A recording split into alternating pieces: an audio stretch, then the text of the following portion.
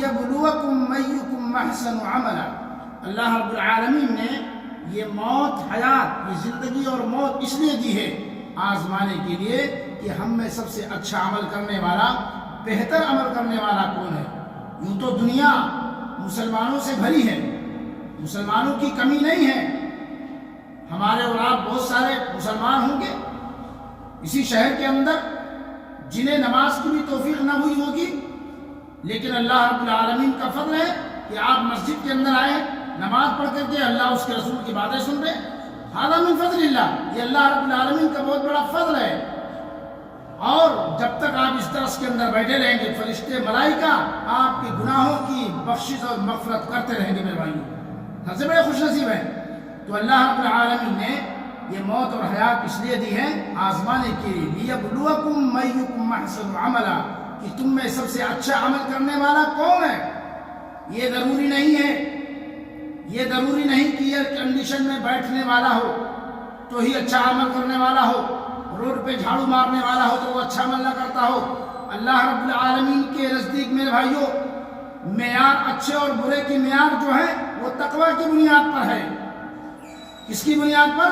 ان اکرمکم عند اللہ اتقاکم، اللہ رب العالمین کے نزدیک سب سے معزز اور محترم مکرم وہ ہے جو اللہ رب العالمین سے زیادہ ڈرنے والا ہے۔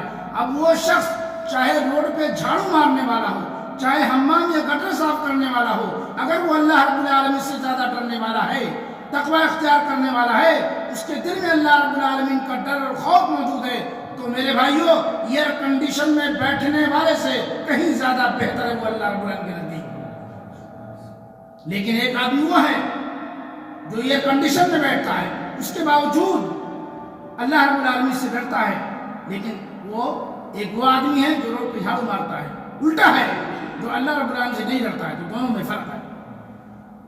اللہ رب العالمین کے نزدیک معیار جو ہے اچھے اور برے کی میرے بھائیوں تقوی کی بنیاد پر رکھا گیا ہے۔ ان اکرمکم عند اللہ اتقاکم، اللہ رب العالمین کے نزدیک سب سے معزز مکرم محترم وہ ہے جو اللہ سے زیادہ ڈرنے والا ہے۔ فمن يعمل مثقال ذرة خيرا يره ومن يعمل مثقال ذرة شرا يره، جس نے اس دنیا کے اندر ذرہ برابر نیکی کی، قیامت کے دن وہ اپنی نیکی کو پائے گا، اور جس نے ذرہ برابر برائی کی، قیامت کے دن وہ برائی کو ہی پائے گا۔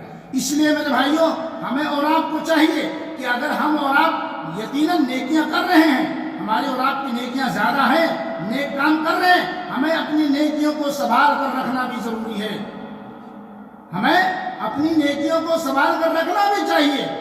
اگر ہم نماز پڑھتے ہیں، روزہ رکھتے ہیں، صدقہ خیرات کرتے ہیں، لیکن ہم کسی کی ناحق طرفی کرتے ہیں، ہے نا، کسی کو جو ہے گالی گلوچ کرتے ہیں، میرے بھائیوں تو یہ ساری چیزیں کرنے سے ہماری حسنات ختم ہو جائیں گی، ہماری نیکیاں ختم ہو جائیں گی، باقی نہیں رہیں گی۔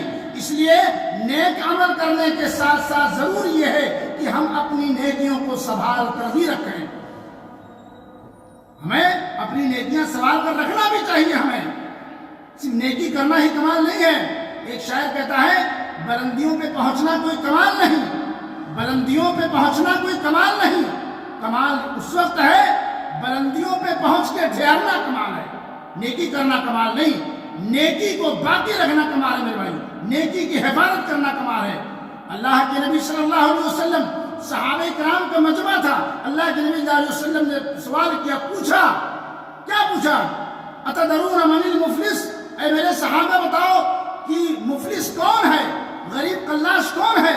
صحابہ کرام نے کہا اللہ کے نبی ہم تو مفلس اسی آدمی کو جانتے ہیں کہ من لا درہم ولا دنانیر، جس کے پاس روپیہ پیسہ نہ ہو اسی کو ہم مفلس جانتے ہیں، اسی کو فقیر جانتے ہیں۔ اللہ کے نبی صلی اللہ علیہ وسلم نے فرمایا نہیں، میری امت کا مفلس وہ نہیں ہے، میری امت کا مفلس وہ ہے المفلس من امتی من یاتی یوم القیامت شفیعا لاصحابہ، ہے نا، میری امت کا مفلس وہ ہے المفلس من امتی من یاتی یوم القیامت بصلاۃ وزکاۃ وصیام قد شتم هذا وقذف هذا وضرب هذا فيقعد فيقتص هذا من حسناته وهذا من حسناته فإن فنيت حسناته ثم طرح عليه في النار۔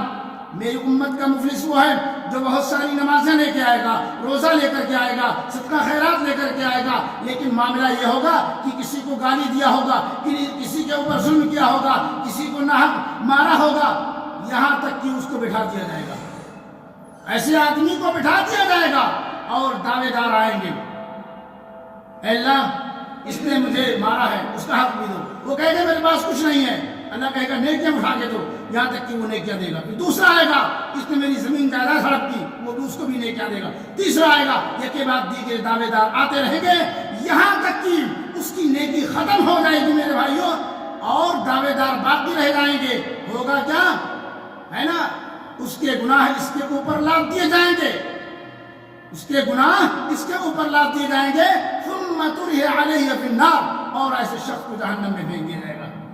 اس لیے ہم جو نیکیاں کریں اپنی ان نیکیوں کو، نماز، روزہ، حج، زکوٰۃ، صدقہ خیرات جو بھی نیکیاں ہیں اس کے علاوہ، ہم انہیں سنبھال کر بھی رکھیں۔ کسی کو گالی دینا، کسی کو دل میں حسد رکھنا، کینہ بغض رکھنا، کسی کی دھن دولت جائیداد پراپرٹی غصب کرنا، ہے نا میرے بھائیو، یہ ساری چیزیں آپ کی نیکیوں کو ختم کرنے والی ہیں۔ اس لیے اپنی نیکیاں سنبھال کر بھی رکھنا بہت ضروری ہے۔ اللہ رب العالمین سے دعا ہے کہ اللہ رب العالمین ہم تمام مسلمانوں کو عمل صالح کرنے کی توفیق عطا فرمائے اور ہمیں اپنی نیکیوں کی حفاظت کرنے کی توفیق عطا فرمائے۔ رب العالمین جب تک ہمیں اس دنیا کے اندر زندہ رکھ، اسلام پر زندہ رکھ، اور جب ہمارا خاتمہ ہو ایمان بالخیر پر ہو۔ وآخر دعوانا الحمدللہ رب العالمین۔ یہ نصیحتی کلمات ہمارے لیے اور آپ سب کے لیے بھی ہے۔ والسلام علیکم ورحمۃ اللہ وبرکاتہ۔